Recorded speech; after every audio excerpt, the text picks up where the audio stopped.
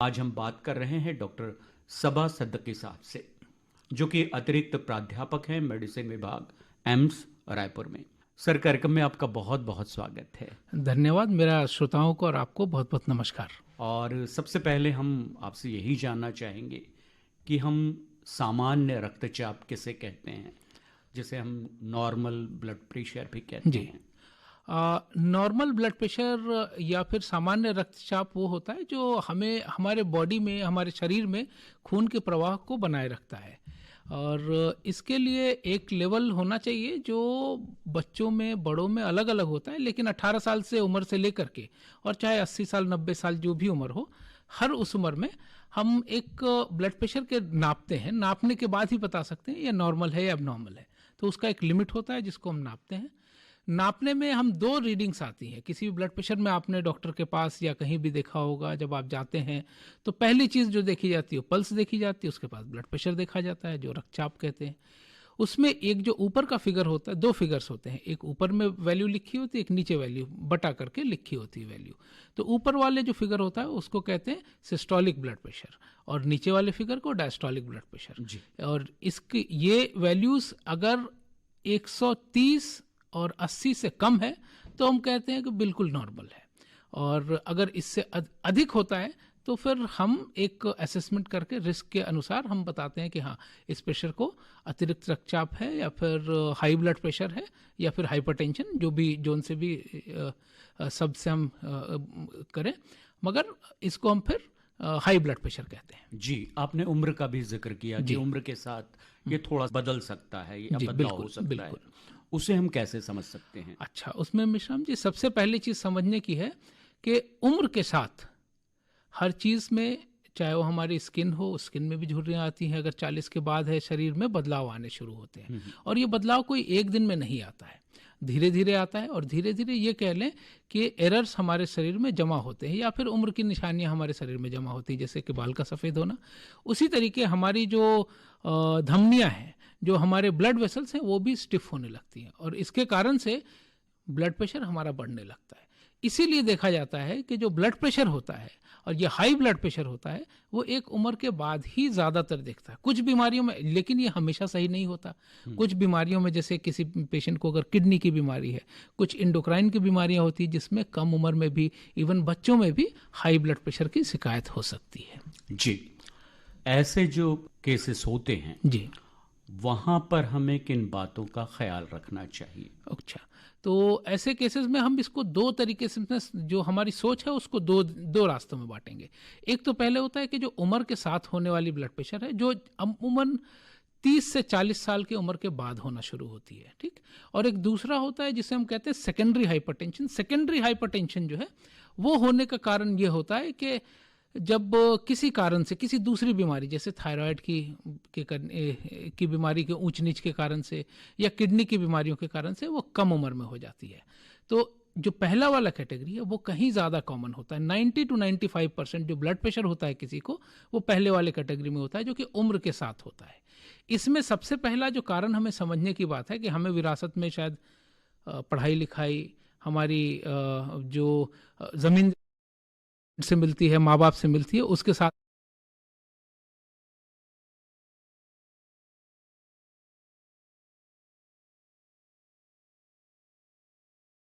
Style, environment में pollution, आपके stress level, इन सब का होता है। जीन्स को हम बदल नहीं सकते, उम्र को हम बदल नहीं सकते, तो हम क्या बदल सकते हैं? सबसे पहला है अपनी जीवन शैली। जैसे जैसे हमारी खराब होती है, जो चीज़ ब्लड प्रेशर हमें 60 साल की उम्र में आनी चाहिए थी वो 40 साल की उम्र में आ सकती है। हमारा स्ट्रेस लेवल बढ़ जाता है, तो जो चीज़ हमें कुछ 10 साल बाद आनी चाहिए थी वो 10 साल पहले आ जाते हैं ब्लड प्रेशर। और उसका जब 10 साल पहले आती तो सिर्फ ये नहीं कि पहले आ गई, इसका मतलब ये होता है कि आगे अगले 10 साल अगर ब्लड प्रेशर रहेगा तो उसका नुकसान आपको जल्दी दिखने लगेगा। हम अपनी इस बातचीत को आगे भी जारी रखेंगे, लेकिन कार्यक्रम के इस मुकाम पर आपके पसंद का एक गीत सुनते हैं। कौन सा गीत आप सुनना पसंद करेंगे? एक वो मेरे फेवरेट कॉलेज डेज से रहे हैं, जी। शाहरुख खान और काजोल की जोड़ी, और ये जोड़ी नहीं, और इस गीत के साथ, इसके साथ जो जुड़ा हुआ गीत है जो मुझे बहुत पसंद है, सूरज हुआ मध्यम, उसकी स्क्रीन प्ले, उसका सब कुछ इतना पसंद आता है कि मुझे अभी भी देख के उतना ही अच्छा लगता है जितना उस समय लगता था। तो आइए, डॉक्टर की सलाह कार्यक्रम में पुनः एक बार आपका स्वागत है। और आज हम बात कर रहे हैं उच्च रक्तचाप, कारण, लक्षण और उपचार विषय पर। और इस विषय पर बात करने के लिए आज हमारे साथ हैं डॉक्टर सबा सद्दकी साहब, जो कि अतिरिक्त प्राध्यापक हैं मेडिसिन विभाग एम्स रायपुर में। सर, आपने कहा कि उच्च रक्तचाप की जो समस्या है या बीमारी कह लें से, इसका बहुत बड़ा कारण हमारी लाइफस्टाइल होता है। तो कौन कौन से ऐसे कारण हैं जीवन शैली से जुड़े जो इस समस्या को और उग्र बनाते हैं? तो जैसा मैंने बताया, एक तो जीन्स है और दूसरा एज है। ये चीज़ें कहलाती हैं नॉन मॉडिफाइबल रिस्क फैक्टर, जिसको मॉडिफाई नहीं कर सकते। अपने एज को हम 40 साल से 35 साल तो नहीं कर सकते, उसी तरीके हम अपने जीन्स को तो बदल नहीं सकते। मगर इसके ऊपर हमारे पास कई सारी चीज़ें होती हैं जिसके कारण से ब्लड प्रेशर बढ़ता है। इसी कारण से इसे हम कहते हैं जीवन शैली से रिलेटेड बीमारी, लाइफस्टाइल डिजीज। ओके, और इस जीवन शैली से जो रिलेटेड बीमारियां होती हैं उसमें हमें ये समझने की जरूरत है कि एक स्वच्छ जीवन शैली, कम से कम आधे से पौने घंटे तक फिजिकल एक्टिविटी। कई पेशेंट्स आते हैं, खास करके महिलाएं आती हैं, वो कहती हैं डॉक्टर साहब हम पूरे दिन घर के काम में व्यस्त रहते हैं, इतना काम करते हैं कि थक जाते हैं, इसके ऊपर भी क्या मुझे काम करने की ज़रूरत है? तो इसका सीधा जवाब है जी हाँ। क्योंकि जब हम एक्सरसाइज करते हैं, से अगर हम 20-25 मिनट के वॉक के लिए निकल जाते हैं जिसमें हम तेज चलें, इतना तेज चलें कि हल्की सांस फूले, थोड़ा पसीना आए, ये चीज़ हमारे लाइफस्टाइल से आज के समय में लगभग विलुप्त हो गई है। और ये एक मेजर कारण है। इससे फौरन आराम नहीं पड़ेगा आपको, एक दिन करने से या एक महीने करने से हमारा ब्लड प्रेशर कंट्रोल नहीं होगा, लेकिन हमें समझना है इसकी कमी के कारण से ये ब्लड प्रेशर हमारे जीवन में जल्दी आ रहा है। तो एक लाइफस्टाइल में सबसे ज़रूरी है फिजिकल एक्सरसाइज। दूसरी चीज़ होती है जो इससे रिलेटेड है, वेट, वजन। वजन किसी भी कारण से, खास करके डाइट से हमारा वजन बढ़ता है। और आज के डेट में जो हमारे साथ जो परेशानी है वो ये है कि हम प्रोसेस्ड फूड बहुत खाते हैं। प्रोसेस्ड फूड से सिर्फ ये मतलब नहीं होता है कि पिज़्ज़ा, बर्गर, जिसको हम कह देते हैं कि वेस्टर्न लाइफस्टाइल से, हमारे लाइफस्टाइल में भी हम पहले ये समझ, आज से 20 साल पहले हम कितनी बार पूड़ी और सब्जी का सेवन करते थे, कितनी बार पनीर खाते थे। हम सादी रोटी, सब्जियां, फल जो हमारे प्लेट से लगभग महंगाई के कारण से भी और दूसरे कारणों से भी हमारे प्लेट से गायब हो गया है, लगभग गायब हो गया है। फल का सेवन ज़्यादा करें। ये इंटरेस्टिंग बात यहाँ पे है कि जहाँ भी लोग फल का सेवन ज़्यादा करते हैं उनका उस पॉपुलेशन में एवरेज ब्लड प्रेशर कम होता है। क्यों कम होता है? उसमें कैल्शियम की मात्रा होती है, उसमें पोटेशियम की मात्रा होती है, और सोडियम की मात्रा जो बाकी प्रोसेस्ड फूड होता है उससे कम होता है। तो पहली चीज़ हमने बात करी इसमें एक्सरसाइज की, दूसरा हो गया वजन को कम करने का, तीसरा हो गया हमारा डाइट का। इसके साथ में कुछ और चीज़ें होती हैं, जैसे हमारे इसमें टोबैको का सेवन कई प्रकार से होता है, जैसे बीड़ी, सिगरेट, गुटखा, तंबाकू, और एक चीज़ जो हमारे छत्तीसगढ़ में खास दिखती है वो है गुड़ाखू, जो मुझे पता नहीं थी, यहाँ आके पता चली। और खास करके ये गांव से आने वाली महिलाओं में काफ़ी प्रचलित है कि तो ये किसी भी प्रकार का तंबाकू का सेवन हमारे ब्लड प्रेशर को इमीडिएटली उस समय बढ़ा देता है। अगर हम तंबाकू लेते हैं, कोई ले रहा है और उसका ब्लड प्रेशर हम नापें तो 15 मिनट के अंदर ही उनका ब्लड प्रेशर में देखेंगे कि रक्तचाप ऊपर की तरफ जा रहा है।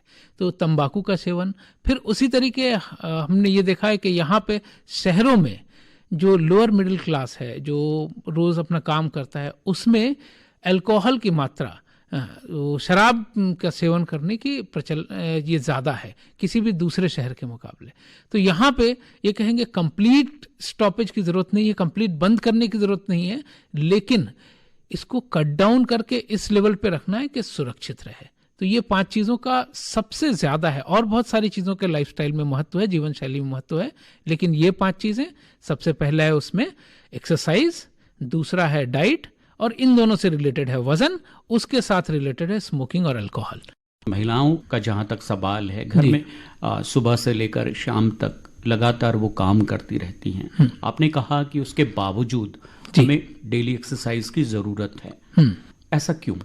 देखिए, समझने की बात यह है कि जब घर में हम कोई काम कर रहे होते हैं तो ऑफ कोर्स अगर हम उससे देखें कि जो काम नहीं कर रहा है,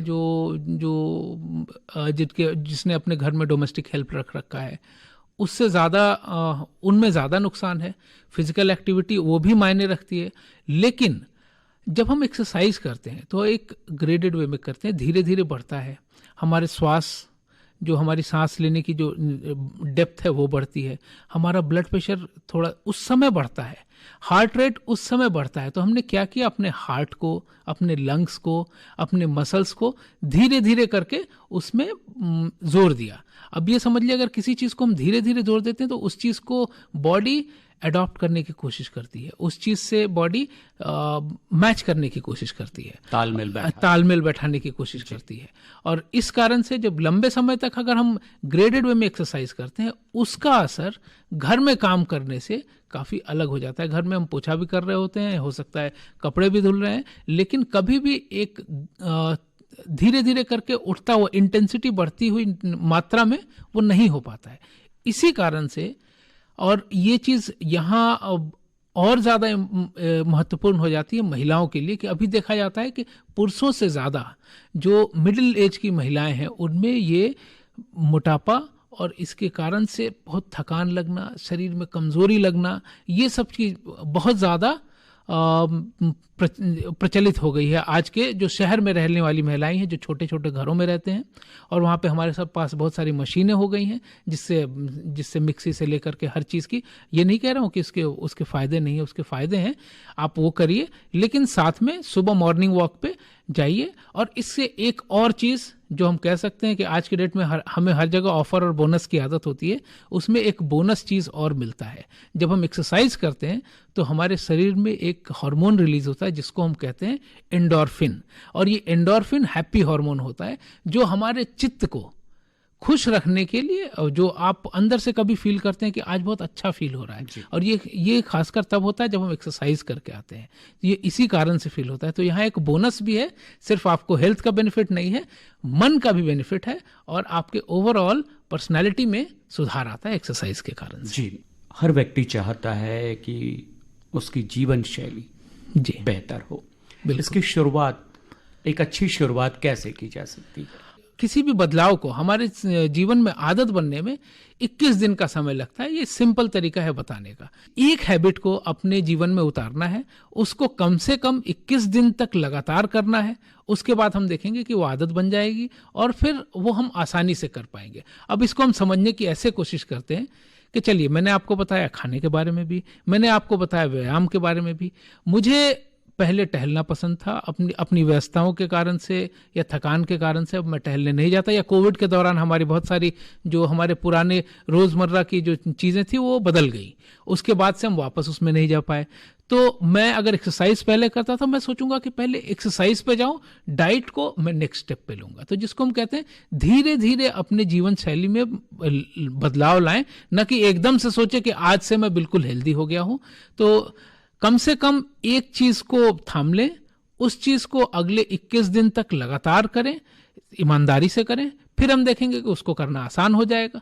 जब वो करना आसान हो जाएगा तो फिर हम अगले टारगेट पे, अब हो सकता है कि अगर मैंने एक्सरसाइज को चूज किया है, हो सकता है किसी को खाना बनाना बहुत पसंद हो, तो उसमें हम ये कर सकते हैं कि कम सोडियम वाले लेस प्रोसेस्ड फूड हम अपने जीवन में लाएं, और तली हुई चीज़ों से हम, हाँ, कभी कभी लेने में कोई नुकसान नहीं है। कभी फ्रेंड्स के साथ, दोस्तों के साथ गए हैं, या कभी कोई रिश्तेदार आ गए हैं, त्योहारों में हम ले सकते हैं, लेकिन बाकी दिनों में हमें एक अच्छे, साफ, सैनिटाइज्ड लाइफ को रखने की जरूरत है। तो हम, हो सकता है कि हम डाइटरी जो चेंजेस हैं उसको पहले कर लें और फिर एक्सरसाइज वाले चेंजेस को बाद में लाएं। अगर हम रोज भी 1% सुधार करते हैं तो ये 365 दिन के बाद हम 1.5 गुना अच्छे हो जाते हैं जितना, और ये अगर हम 10 साल तक करें तो समझ लीजिए आप कितना सुधार हो जाएगा। ये कंपाउंडिंग इफेक्ट मिलता है हमें। अब हम इसके लक्षण और उपचार की तरफ आते हैं। तो उच्च रक्तचाप के दौरान हमें किस तरह के लक्षण दिखाई देते हैं? जी, तो सबसे पहले इसमें कहना चाहेंगे, और ये सबसे इम्पोर्टेंट सबसे महत्वपूर्ण सवाल है आज के दिन का, कि उसके लक्षण क्या होते हैं। तो देखिए, मैं अपने स्टूडेंट्स को भी पढ़ाता हूँ, उस जो हाई ब्लड प्रेशर होता है या उच्च रक्तचाप है, उसके कोई लक्षण नहीं होते। ये जान के आपको भी लगेगा कि ऐसा क्यों कह रहे हैं। ये इसके कोई लक्षण नहीं होते।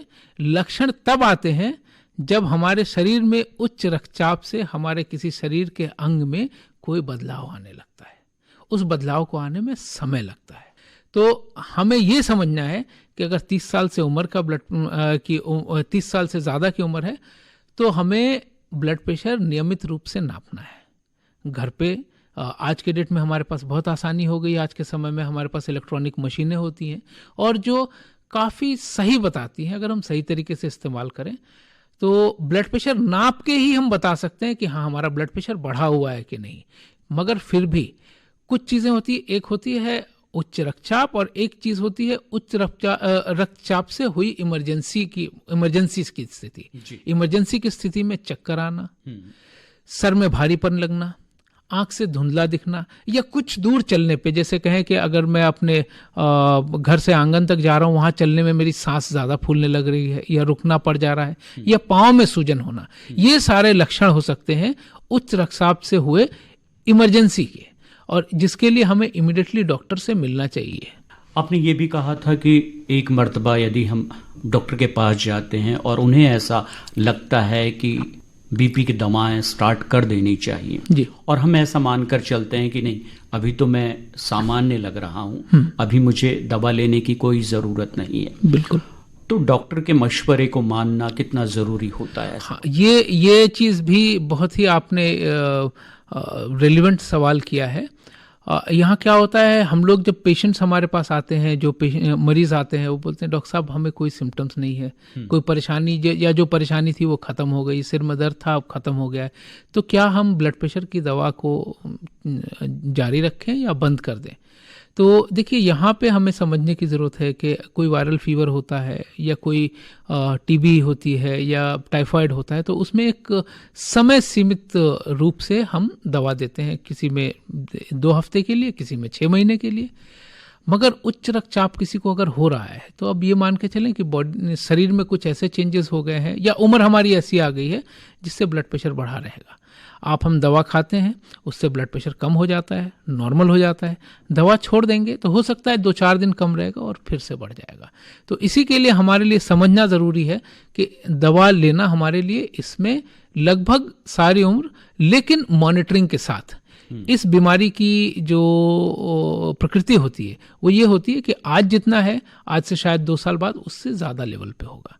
इसी के लिए हमें ये समझना है कि कई बार मेरे पास पेशेंट्स आते हैं, कहते हैं डॉक्टर साहब बीपी की दवा की आदत पड़ जाती है। तो बीपी की दवा की आदत नहीं पड़ती, बीपी की दवा की ज़रूरत होती है। बीपी की दवा जब हम लेते हैं तो ये 24 घंटे के लिए कारगर जी, बिल्कुल जी। और समय कितना ज़रूरी होता है? जिस वक्त हमने दवा ली बिल्कुल वैसा ही बना रहे जिस वक्त हम ले रहे हैं। खाने के बाद, खाने के पहले, कभी किसी मरीज को सुबह लेने की सलाह दी जाती है, किसी को शाम।